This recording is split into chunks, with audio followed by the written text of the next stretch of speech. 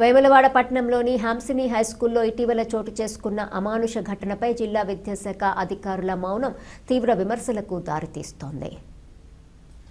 ఆదివారం నిర్వహించిన ప్రైవేటు తరగతులకు హాజరు కాలేదన్న కారణంతో పాఠశాల ప్రిన్సిపల్ సంతోష్ ఇద్దరు 10వ తరగతి విద్యార్థులను విచక్షణారహితంగా కొట్టాడు. ఈ దాడిలో ఇద్దరు విద్యార్థులకు చేతులు విరిగినట్లు నిర్ధారణ అయింది.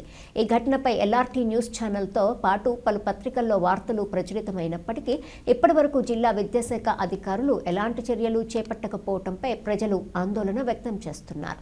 విద్యార్థుల భద్రత, హక్కులను కాపాడాల్సిన బాధ్యత కలిగిన అధికారులు స్పందించకపోవడం అనేక అనుమానాలకు తావిస్తోంది.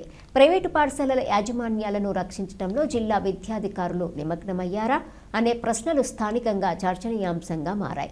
పిల్లలపై జరిగిన ఈ అమానుష దాడిపై తక్షణమే విచారణ జరిపి బాధ్యులపై కఠిన చర్యలు తీసుకోవాలని విద్యార్థుల తల్లిదండ్రులు, ప్రజా సంఘాలు డిమాండ్ చేస్తున్నాయి. ఈ ఘటనపై వివరణ కోరుతూ జిల్లా విద్యాశాఖ అధికారులకు పలుమార్లు ఫోన్ చేసినప్పటికీ వారు కాల్స్ లిఫ్ట్ చేయకపోవడం గమనార్హం.